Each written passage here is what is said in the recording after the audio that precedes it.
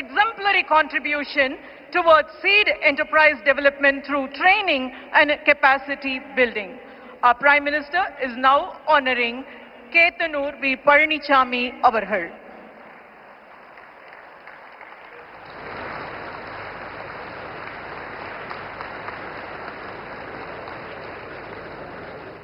அடுத்ததாக நேச்சுரோபத் திரு சித்தர் அவர்கள்.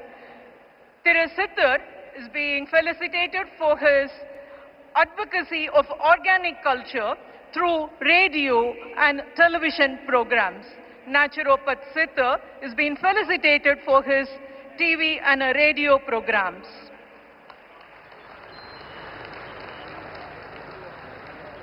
Thiru G. Thangavel avargal.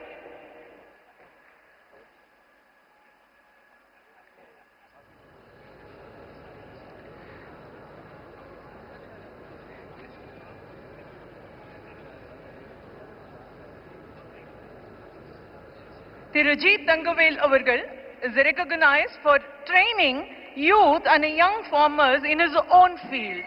Thiru G. Thangavel avargal, he trains young farmers in his own field. Thiru Amiyaraj,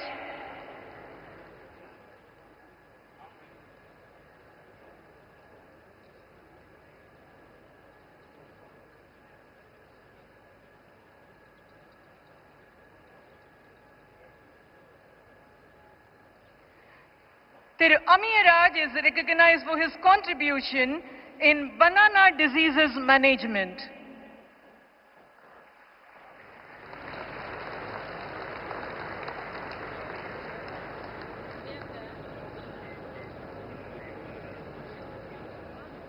Thiru Mohan avargal, he has been felicitated for his entrepreneurship and agricultural innovation in the domain of organic and natural farming.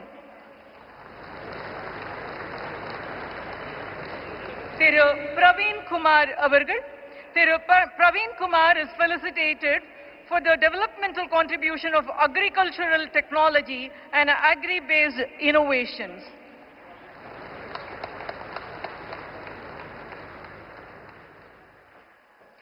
Thiru Linesh avargal,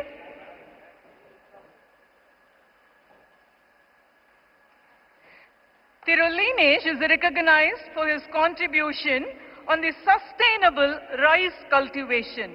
Linesh is recognized for his sustainable rice cultivation.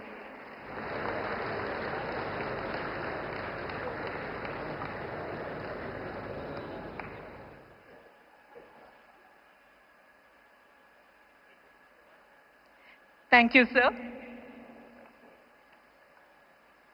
It's always nice to hear our Prime Minister quote Tirukkural or the poetries from the Tamil literature. For a change, may I introduce you by referring to a Tirukkural, sir? Surandrum ஏற்பின்னது உலகம் அதனால் உழந்தும் உழவே தலை, which means दुनिया कई तरह की काम करती है, ये सबके कृषि के पीछे है, इसलिए चाहे कितना ही कष्ट हो खेती है सबसे महत्वपूर्ण है, says Thiruvalluvar. We also remember how you once quoted Neerindri Amayadu Ulahu, and to emphasize that Nammalvar, the organic farmer, organic scientist whom we call as Velana Vinyani, he quotes that Nuni Veetukku Nadu Maatukku Adi Katukku, to create a sustainable soil, to empower the soil. Sir, we are all now eager to listen to you, sir.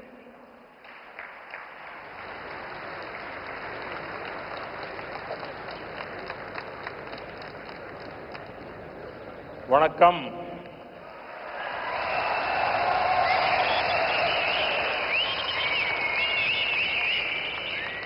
मंच पर विराजमान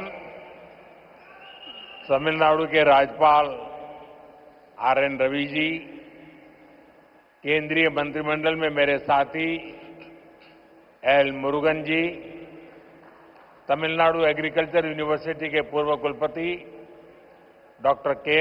रामास्वामी जी, अलग अलग कृषि संगठनों से आए गणमान्य सभी महानुभाव, अन्य उपस्थित जनप्रतिनिधिगण, मेरे प्यारे किसान भाइयों और बहनों, और देश भर में डिजिटल टेक्नोलॉजी के माध्यम से लाखों किसान हमारे साथ जुड़े हुए हैं। मैं यहां से उनको भी वणक्कम कहता हूं, नमस्कार कहता हूं। और सबसे पहले मैं आपकी भी और देश भर में जमा हुए मेरे किसान भाई बहनों की भी क्षमा मांगता हूं। मुझे आने में करीब करीब 1 घंटा देरी हो गई, क्योंकि मैं आज पुट्टपर्ती में सत्य साईं बाबा के कार्यक्रम में था, लेकिन वहां कार्यक्रम थोड़ा लंबा चल गया तो मुझे आने में विलंब हुआ। आप सबको जो असुविधा हुई, देश भर में मैं देख रहा हूं काफी लोग बैठे हैं, इसके लिए मैं आप सबकी क्षमा मांगता हूं। மேடையில் வீற்றிருக்கும் தமிழ்நாட்டின் ஆளுநர் ஆர்.என். ரவி அவர்களே, மத்திய அமைச்சரவையின் என்னுடைய சகாவான எல். முருகன் அவர்களே, தமிழ்நாட்டின் வேளாண் பல்கலைக்கழகத்தின் முன்னாள் துணைவேந்தர் முனைவர் கே. ராமசாமி அவர்களே, பல்வேறு விவசாய அமைப்புகளை சார்ந்த மதிப்பிற்குரிய மக்களே, வந்திருக்கின்ற மக்கள் பிரதிநிதிகளே, சகோதர சகோதரிகளே, வணக்கம். வணக்கம் உங்களுக்கு மட்டுமல்ல, இங்கு டிஜிட்டல் வழியாக பல்வேறு விவசாயிகள், நாட்டு மக்கள் எல்லோரும் இதை கண்டுகொண்டிருக்கின்றார்கள். அவர்களுக்கும் இந்த நாட்டு மக்களுக்கும் என்னுடைய நல்வணக்கங்களை தெரிவித்துக் கொள்கிறேன். மேலும் உரையை துவங்குவதற்கு முன்பாக உங்கள் அனைவரிடமும் சரி, நாட்டு மக்களிடமும் சரி, குறிப்பாக விவசாயிகளிடம் நான் என்னுடைய மன்னிப்பை கோர விரும்புகின்றேன். தவிர்க்க இயலாத ஒரு நிலையாக புட்டபர்த்தியிலே எனக்கு சற்று கால தாமதம் ஆகியபடியால் இங்கே உங்களை தாமசிக்க வேண்டி வந்திருக்கிறது. அதற்காகவும் உங்கள் மன்னிப்பினை நான் கோருகின்றேன். मैं जब पांडियन जी का भाषण सुन रहा था, मुझे लग रहा था अच्छा होता किसी ने मुझे बचपन में तमिल सिखाई होती तो मैं आज उस स्पीच का इतना आनंद ले सकता था, लेकिन मुझे वो सौभाग्य नहीं मिला। लेकिन जो कुछ मैं समझ पा रहा था, वो जलीकुट्टे की बात कर रहे थे, वे कोविड के समय जो कठिनाइयां हुई उसकी चर्चा कर रहे थे। लेकिन मैंने रवि जी को कहा है कि मुझे पांडियन जी के भाषण को हिंदी या अंग्रेजी में तैयार करके भेजे, मैं इसे पढ़ना चाहूंगा। लेकिन मैं उनकी भावना को पूरी तरह आत्मसात कर रहा था, मैं अनुभव कर रहा था, और मेरे लिए बहुत अच्छा पल था ये। நான் ஒரு முக்கியமான ஒரு விஷயத்தை உங்கள் முன்பாக பகிர விரும்புகின்றேன். பாண்டியன் அவர்கள் மிக அருமையாக உரையாற்றினார்கள். 10வது கைத்தட்டல். மேலும்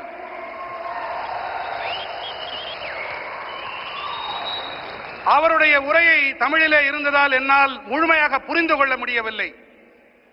சிறுவயதில் நான் தமிழையும் கற்றிருக்கலாமே என்று அடிக்கடி நினைப்பதுண்டு. இன்று பாண்டியன் அவர்களுடைய உணர்வுமயமான இந்த உரை, அந்த முழுமையாக அதை புரிந்து கொள்ள முடியவில்லை என்றாலும் அந்த உணர்வு என்னை தொட்டது. மாண்புமிகு ஆளுநர் ரவி ஐயா அவர்களிடம் நான் விண்ணப்பித்திருக்கிறேன். பாண்டியன் அவர்கள் ஐயாவுடைய உரையை அதனை ஹிந்தி மொழியிலே அல்லது ஆங்கிலத்திலே மொழியாக்கம் செய்து எனக்கு தெரிவித்துக் கொடுக்குமாறு அவரிடம் விண்ணப்பித்திருக்கிறேன். जब मैं यहां मंच में आया तो मैं देख रहा था काफी किसान भाई बहन वो अपना गमछा घुमा रहे थे, तो मुझे लग रहा था कि बिहार की हवा मेरे आने से पहले पहुंच गई है। நான் இங்கே மேடையிலே வந்தபோது பல விவசாய வேளாண் குடிமக்கள் தங்களுடைய மேல் துண்டை அவர்கள் சுழற்றிக் கொண்டிருந்தார்கள். பீகாருடைய காற்று இங்கேயும் வீசுகிறதோ என்று என் மனம் அவாவியது.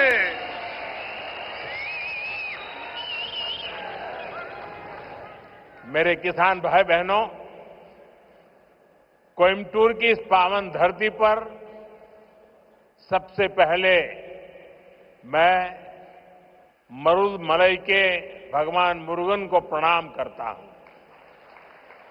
कोयम्बटूर कल्चर, कंपैशन और क्रिएटिविटी की भूमि है।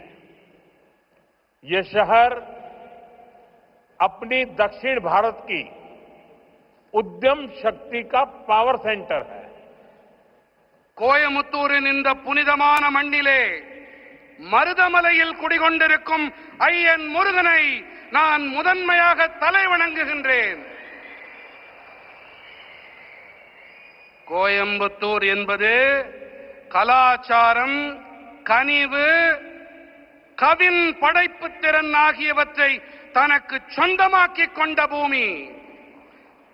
இந்த நகரமானது தென் பாரதத்தின் தொழில் முனைவு ஆற்றலின் சக்தி பீடம். यहां का टेक्सटाइल सेक्टर देश की इकोनॉमी का बहुत बड़ा कंट्रीब्यूटर है और अब तो कोयम्बटूर एक और मायने में विशेष बन गया है। यहां के भूतपूर्व सांसद सीपी राधाकृष्णन जी अब उपराष्ट्रपति के तौर पर हम सबका मार्गदर्शन कर रहे हैं. இங்கே இருக்கும் ஜவுளித்துறை தேசத்தின் பொருளாதாரத்திற்கு பெரும் பங்களிப்பு அளிக்கக்கூடியது. மேலும் இப்போது கோயம்புத்தூர் மேலும் ஒரு காரணத்தால் சிறப்பு பெறுகிறது. இங்கே நாடாளுமன்ற உறுப்பினராக இருந்த சிபி ராதாகிருஷ்ணன் அவர்கள் இப்போது துணை குடியரசுத் தலைவராக நம் அனைவருக்கும் வழிகாட்டிக் கொண்டிருக்கின்றார். साथियों, नेचुरल फार्मिंग एक ऐसा विषय है जो मेरे दिल के बहुत करीब है. मैं तमिलनाडु के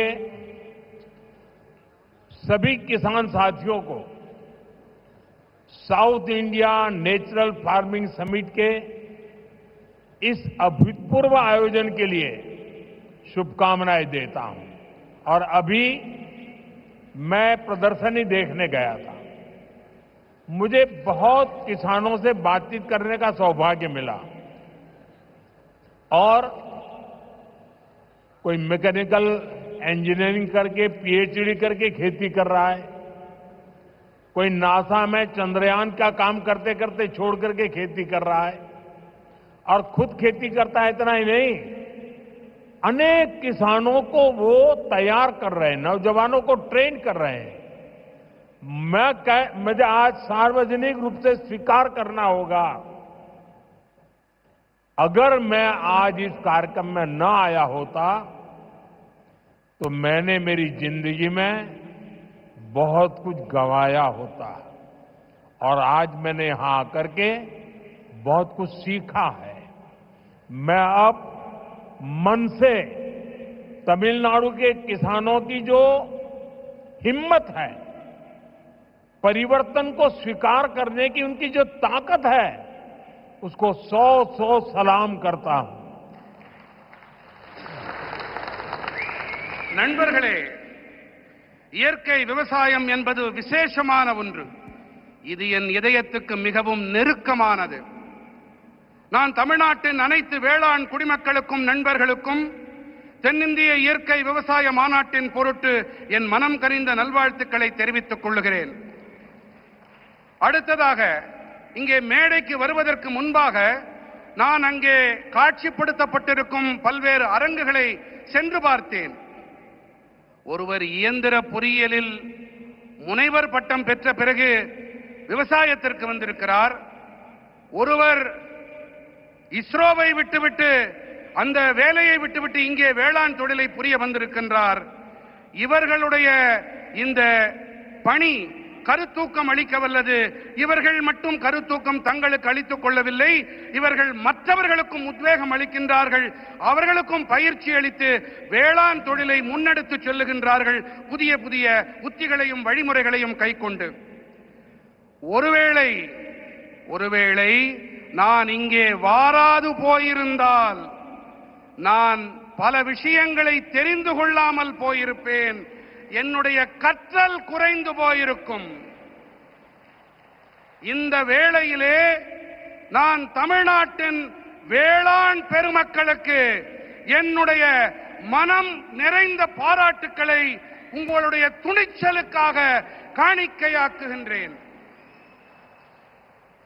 यहाँ किसान भाई बहन, एग्रीकल्चर साइंटिस्ट, इंडस्ट्री से जुड़े साथी, स्टार्टअप और इनोवेटर्स सब एक साथ जुटे हैं. मैं आप सभी का बहुत बहुत अभिनंदन करता हूं. இங்கே வேளாண் சகோதர சகோதரிகளும் விவசாய அறிவியலாளர்களும் தொழில்துறையோடு இணைந்த நண்பர்களும் ஸ்டார்ட் அப்புகளும் புதுமைகள் கண்டுபிடிப்பாளர்களும் ஒன்றாக இணைந்திருக்கின்றார்கள். நான் உங்கள் அனைவருக்கும் என் வாழ்த்துக்களை தெரிவித்துக் கொள்ளுகின்றேன். साथियों, आने वाले वर्षों में मैं भारत की खेती में कई बड़े बदलाव होते देख रहा हूं. भारत नेचुरल फार्मिंग का ग्लोबल हब बनने के रास्ते पर है. हमारी बायोडायवर्सिटी एक नया आकार ले रही है. देश के युवा भी अब एग्रीकल्चर को एक मॉडर्न स्केलेबल अपॉर्चुनिटी के रूप में देख रहे हैं. इससे देश की रूरल इकोनॉमी को बहुत बड़ी ताकत मिलने जा रही है. நண்பர்களே, வரவிருக்கின்ற ஆண்டுகளிலே பாரதத்தின் வேளாண் துறையில் பல பெரிய மாறுதல்கள் ஏற்படவிருப்பதை நான் காண்கின்றேன். பாரதம் இயற்கை விவசாயத்தின் உலகளாவிய மையப்புள்ளியாக ஆகும் பாதையிலே பயணிக்க தொடங்கி இருக்கின்றது. நம்முடைய உயிரி பன்முகத்தன்மை ஒரு புதிய வடிவத்தை எடுத்து வருகின்றது. தேசத்தின் இளைஞர்களும் கூட இப்போது விவசாயத்தை நவீனமானதாகவும் அளவிடக்கூடிய சந்தர்ப்பமாகவும் காணத் தொடங்கி இருக்கின்றார்கள்.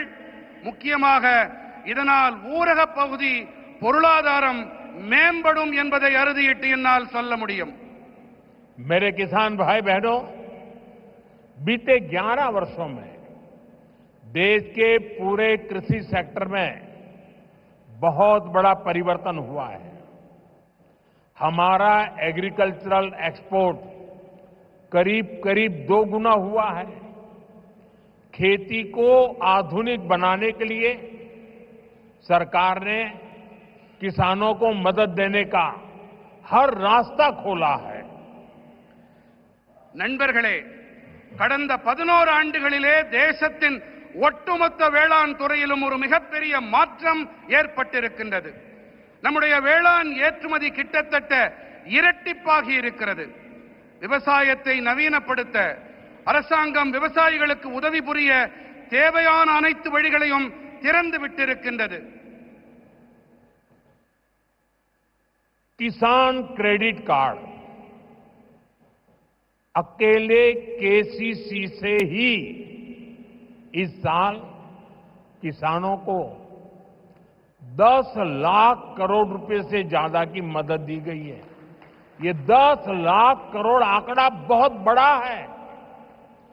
7 साल पहले पशुपालकों और मछली पालकों को केसीसी की सुविधा मिलने के बाद वो भी इसका जमकर लाभ उठा रहे हैं. बायो फर्टिलाइजर पर जीएसटी कम होने से भी किसानों को बहुत फायदा हुआ है. விவசாயிகள் கடன் அட்டை மூலமாக மட்டுமே இந்த ஆண்டு விவசாயிகளுக்கு 10,000 கோடி ரூபாய்க்கும் அதிகமான உதவிகள் அளிக்கப்பட்டிருக்கின்றன. 7 ஆண்டுகளுக்கு முன்பாக கால்நடை பராமரிப்பாளர்களுக்கும் மீன் வளர்ப்பாளர்களுக்கும் இந்த விவசாய கடன் அட்டை வசதி கிடைத்த பிறகு அவர்களும் கூட இதனால் நிறைவான பலன்களை பெற்று வருகின்றார்கள். உயிரி உரங்கள் மீதான ஜிஎஸ்டி வரியை குறைக்கப்பட்டதாலும் விவசாயிகளுக்கு அதிக ஆதாயங்கள் கிடைத்திருக்கின்றன. साथियों, अभी कुछ ही देर पहले इसी मंच से हमने देश के किसानों को पीएम किसान सम्मान निधि की अगली किस्त जारी की है. देश के कोने कोने में किसानों को 18,000 करोड़ रुपए ट्रांसफर हुए हैं. यहां तमिलनाडु के भी लाखों किसानों के खाते में पीएम किसान सम्मान निधि के पैसे पहुंचे हैं. நண்பர்களே, இப்போது சற்று நேரம் முன்பாக இந்த மேடையிலிருந்து தேசத்தின் விவசாயிகளுக்கு பிரதம மந்திரி விவசாயிகள் கௌரவ கொடையின் அடுத்த தவணை கொண்டு சேர்க்கப்பட்டது. தேசத்தின் அனைத்து மூலைகளில் இருக்கும் விவசாயிகளுக்கும் 18,000 கோடி ரூபாய் பரிமாற்றம் செய்யப்பட்டிருக்கின்றது. இங்கே தமிழ்நாட்டிலும் கூட பல லட்சம் விவசாயிகளின் வங்கிக் கணக்குகளிலும் பிரதம மந்திரி விவசாயிகள் கௌரவ கொடை அளிக்கப்பட்டிருக்கிறது. साथियों, अब तक इस योजना के तहत देश के छोटे किसानों को 4 लाख करोड़ रुपए की राशि सीधे उनके बैंक खाते में भेजी जा चुकी है. ये राशि किसानों के खेती से जुड़े अनेक कामों को पूरा करने का माध्यम बनी है. मैं इस योजना के लाभार्थी करोड़ों किसान भाई बहनों को बहुत बहुत शुभकामनाएं देता हूं. நண்பர்களே, இதுவரை இந்த திட்டத்திற்கு உட்பட்டு தேசத்தின் சிறு விவசாயிகளுக்கு 4 லட்சம் கோடி ரூபாய் தொகை நேரடியாக அவர்களுடைய வங்கிக் கணக்குகளிலே செலுத்தப்பட்டாகிவிட்டது. இந்த தொகை விவசாயத்தோடு தொடர்புடைய பல்வேறு பணிகளை நிறைவேற்றிக் கொள்ளும் சாதனமாக விவசாயிகளுக்கு பயனளிக்கிறது. இந்த திட்டத்தால் பயனடைந்த கோடிக்கணக்கான விவசாயிகளுக்கு நான் என் நல்வாழ்த்துக்களை தெரிவித்துக் கொள்ளுகின்றேன். वहां पीछे 2 बालिकाएं प्ले कार्ड लेकर कब से खड़ी है, हाथ उनके थक जाएंगे. मैं सिक्योरिटी के लोगों से कहूंगा कि वो लेकर के, शायद मेरे लिए लेके आई है, वो लेकर के मुझे दे दीजिए और आपका जो कुछ भी मैसेज होगा मैं उसको बड़ी गंभीरता से लूंगा. அங்கே கூட்டத்திலே ஒரு சிறுவன் கையிலே ஒரு பதாகையை ஏந்தி கொண்டிருக்கின்றான். அந்த குழந்தையிடமிருந்து பாதுகாப்பு அமைப்பை சேர்ந்தவர்கள் அவர்கள் அந்த பதாகையை வாங்கி கொண்டு வாருங்கள். கண்ணா, அதுல என்ன எழுதியிருக்கோ அதை நான் சீரியஸா எடுத்துக்கிறேன், அதை கருத்துல கொள்றேன் அப்படிங்கறத நான் தெரிவிச்சுக்கிறேன். उसको जरा कलेक्ट करके मेरे पास पहुंचा दीजिए. அதை யாராவது கொஞ்சம் சேகரிச்சுட்டு இங்க கொண்டு வாங்க. साथियों, थैंक यू बेटा, आप कब से हाथ ऊपर करके खड़े थे. साथियों, கண்ணா, ரொம்ப நேரமா கைய அதை தூக்கிட்டே நின்னுட்டு இருந்த, ரொம்ப ரொம்ப நன்றி உனக்கு. साथियों, नेचुरल फार्मिंग का विस्तार आज 21वीं सदी की कृषि की मांग है. बीते कुछ सालों में मांग बढ़ने के कारण खेतों में एग्रीकल्चर से जुड़े कई सेक्टर्स में केमिकल्स का इस्तेमाल तेजी से बढ़ा है. நண்பர்களே, இயற்கை வேளாண்மையின் விரிவாக்கம் என்பது இன்று 21ஆம் நூற்றாண்டு வேளாண்மையின் தேவை. கடந்த சில ஆண்டுகளிலே தேவையின் அதிகரிப்பு காரணத்தாலே வயல்களிலே விவசாயத்தோடு தொடர்புடைய பல துறைகளிலே ரசாயனங்களின் பயன்பாடு விரைவாக அதிகரித்து வருகின்றது. केमिकल फर्टिलाइजर्स और पेस्टिसाइड्स के ज्यादा इस्तेमाल के कारण सॉइल फर्टिलिटी गिर रही है, सॉइल मॉइस्चर पर असर पड़ रहा है और इन सबके साथ फार्मिंग की कॉस्ट पर हर साल वो बढ़ती ही जा रही है. इसका सॉल्यूशन क्रॉप डाइवर्सिफिकेशन और नेचुरल फार्मिंग से ही संभव है. ரசாயன உரங்கள், பூச்சிக்கொல்லிகள் ஆகியவை அதிக அளவிலான பயன்படுத்தல் காரணமாக நிலத்தின் வளம் வீழ்ச்சியடைகிறது, மண்ணின் ஈரத்தன்மைக்கு பாதிப்பு ஏற்படுகிறது. மேலும் இவை அனைத்தோடு விவசாயத்தின் செலவினமும் ஒவ்வொரு ஆண்டும் அதிகரித்துக் கொண்டே இருக்கின்றது. இதற்கான தீர்வு என்னவென்று சொன்னால் பயிர்களின் பன்முகத்தன்மை மற்றும் இயற்கை வேளாண்மை மட்டுமே. साथियों, हमारी मिट्टी की फर्टिलिटी और क्रॉप में न्यूट्रिशनल रिवाइवल के लिए हमें नेचुरल फार्मिंग के रास्ते पर बढ़ना ही होगा. ये हमारा विजन भी है और हमारी जरूरत भी है. तभी जाकर हम अपनी आने वाली पीढ़ियों के लिए अपनी बायोडायवर्सिटी को संरक्षित रख पाएंगे. நண்பர்களே, நம்முடைய மண்ணின் வளத்தை பொருட்டும் பயிர்களின் ஊட்டச்சத்தின் மீள் உயிர்ப்பின் பொருட்டும் நாம் இயற்கை வேளாண்மை பாதையிலே முன்னேறியே ஆக வேண்டும். இதுவே நம்முடைய தொலைநோக்கு, இது நம்முடைய அத்தியாவசிய தேவையும் கூட. அப்போதுதான் நாம் நமது வரவிருக்கும் தலைமுறையினருக்கு நமது உயிரி பன்முகத்தன்மையை பாதுகாத்து அளிக்க முடியும். नेचुरल खेती हमें क्लाइमेट चेंज, मौसम में हो रहे बदलाव का सामना करने में मदद करती है. यह हमारी मिट्टी की सेहत को स्वस्थ रख सकती है और इससे लोगों को नुकसान करने वाले केमिकल से भी बचाया जा सकता है. आज का ये आयोजन इसी दिशा में एक बहुत बड़ी भूमिका निभाने जा रहा है. இயற்கை வேளாண்மையானது சூழல் மாற்றம், பருவநிலையில் ஏற்பட்டு வரும் மாற்றத்தை எதிர்கொள்ள நமக்கு பேருதவியாக இருக்கின்றது. இது நமது மண்ணின் நலத்தையும் ஆரோக்கியமாக வைத்திருக்க உதவுகின்றது.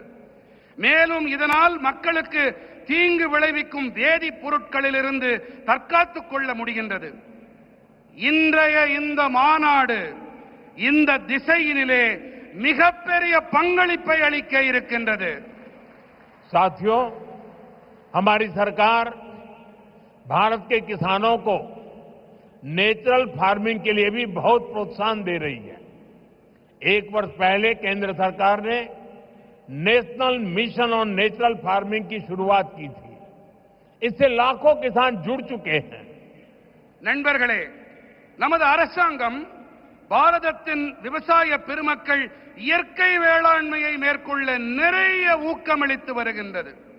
ஓராண்டுக்கு முன்பாக மத்திய அரசு இயற்கை விவசாய தேசிய நோக்கினை தொடங்கி வைத்தது. இதன் காரணமாக லட்சோப லட்சம் விவசாயிகளால் ஒன்றிணைய முடிந்தது. इसका पॉजिटिव इंपैक्ट खास तौर पर पूरे दक्षिण भारत पर में दिख रहा है. यहां आज तमिलनाडु में ही करीब 35,000 हेक्टेयर लैंड पर ऑर्गेनिक और नेचुरल फार्मिंग हो रही है.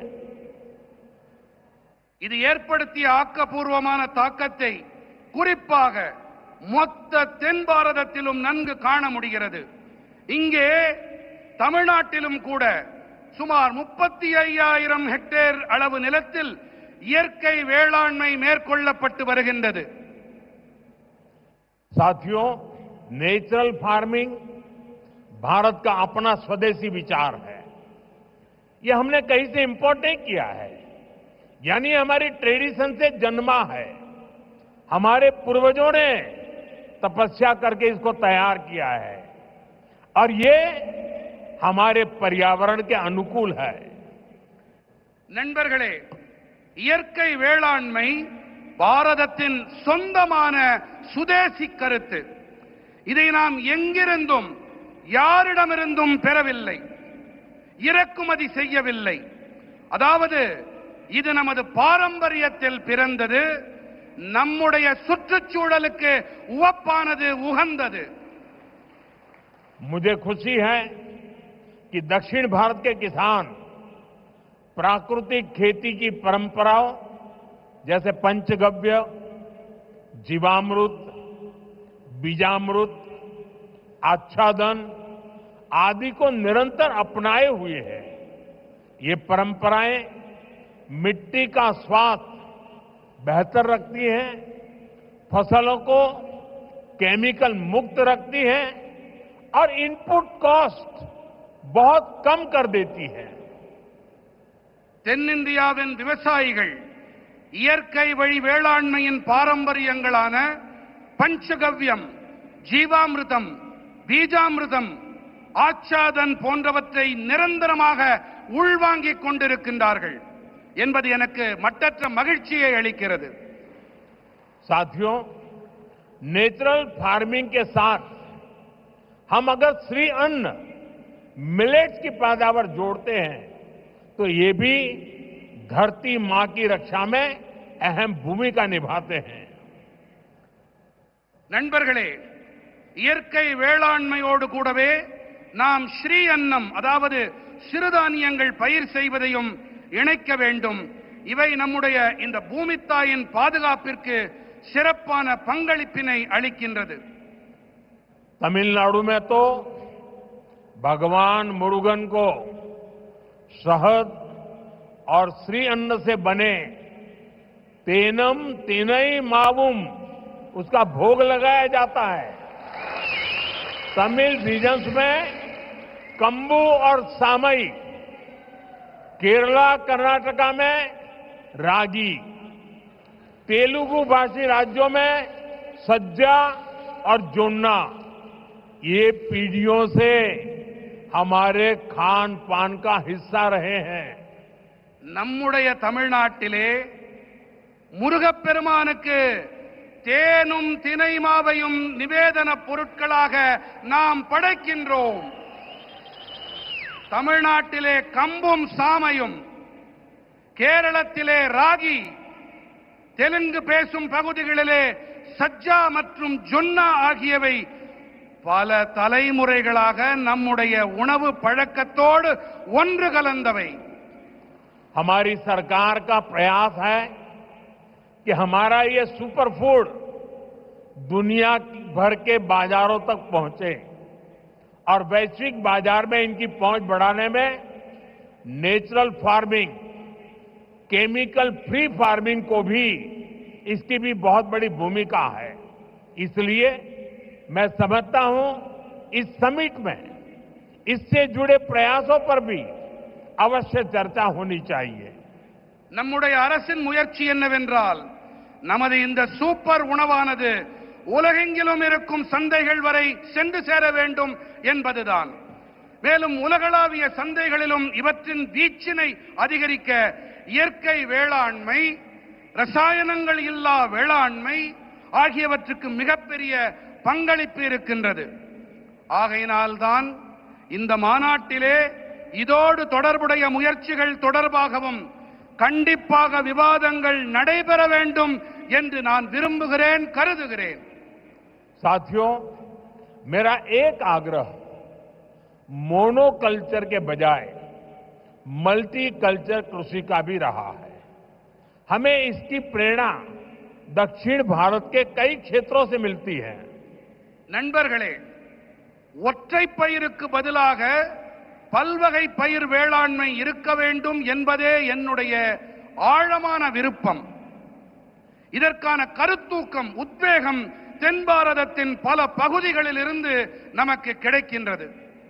अगर हम केरला या कर्नाटका के हिली एरियाज में जाए तो हम मल्टी स्टोरी एग्रीकल्चर के उदाहरण दिखते हैं. एक ही खेती में नारियल, सुपारी और फ्रूट प्लांट्स होते हैं. इनके नीचे मसालों और काली मिर्च की खेती होती है.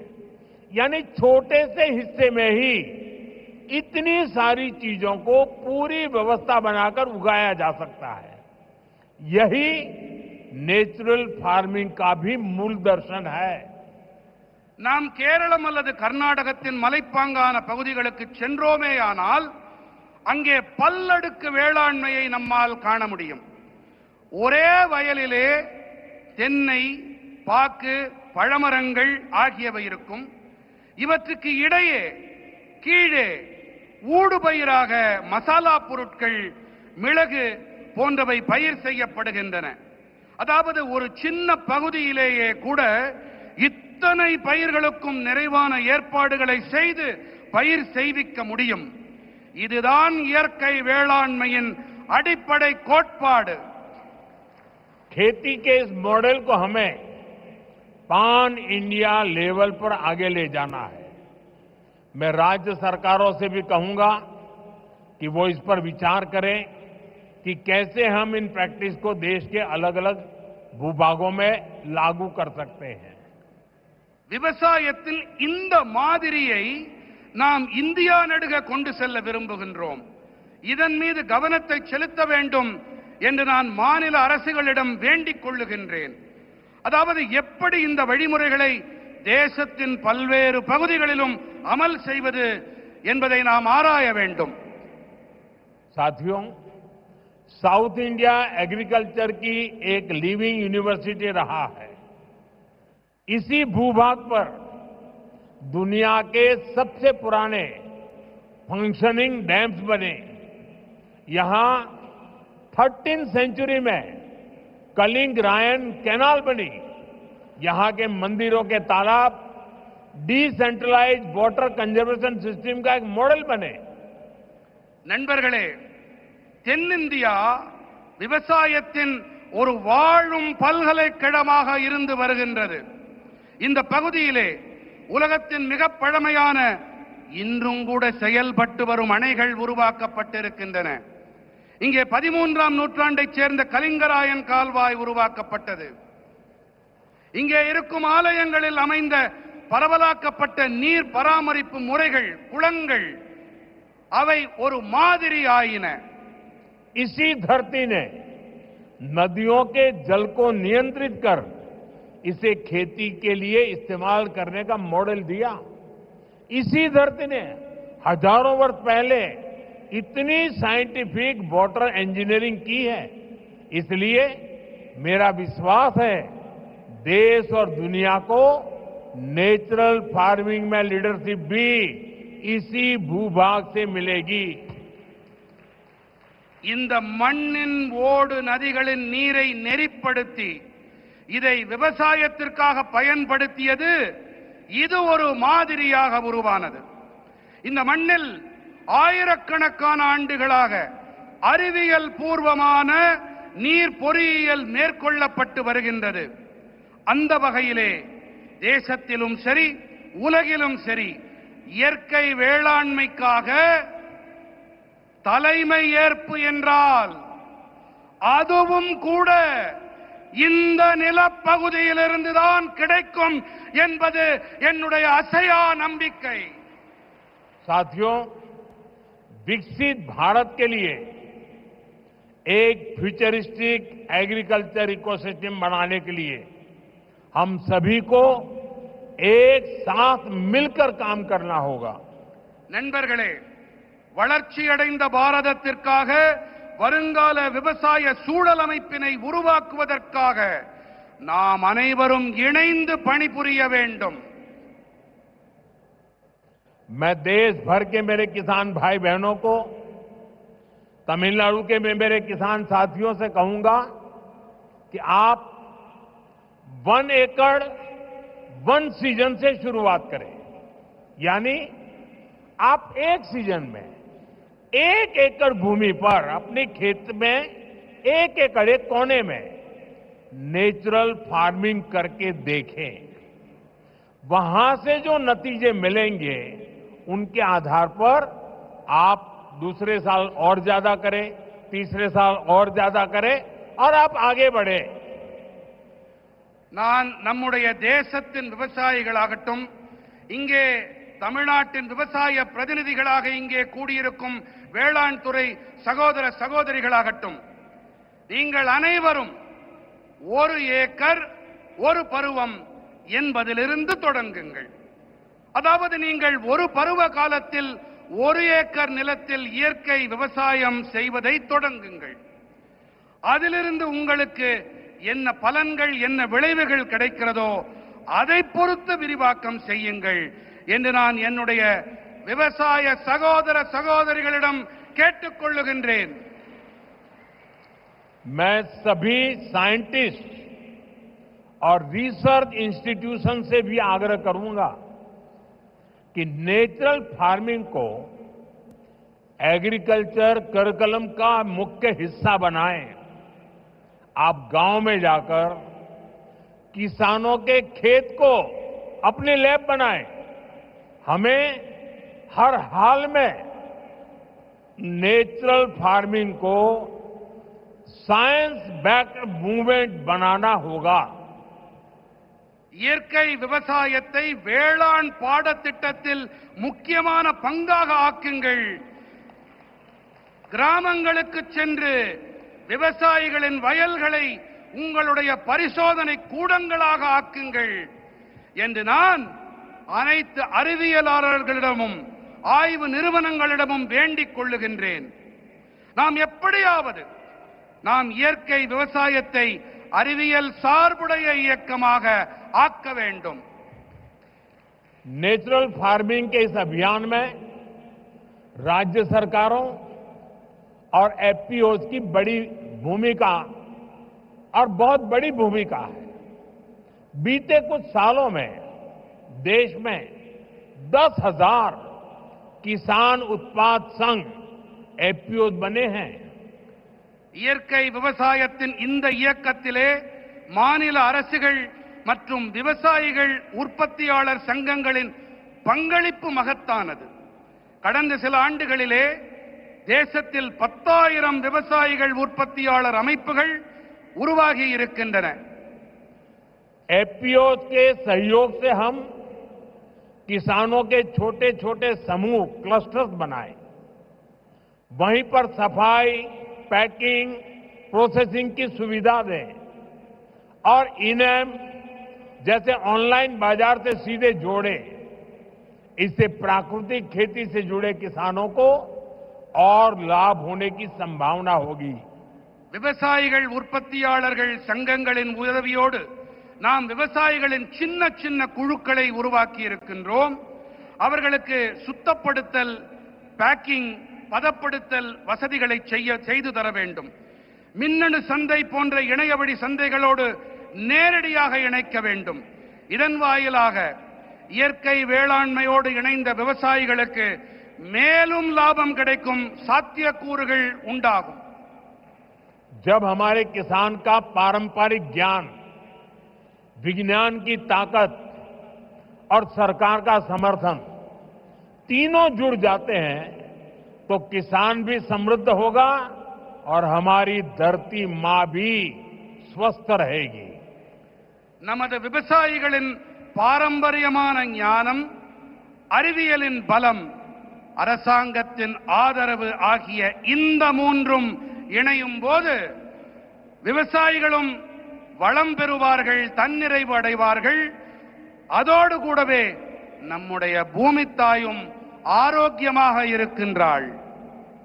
साथियों, मेरा पक्का विश्वास है ये समिट और खास करके हमारे किसान भाई बहनों ने जो नेतृत्व दिया है, इस समिट से देश में नेचुरल फार्मिंग को एक नई दिशा मिलने वाली है.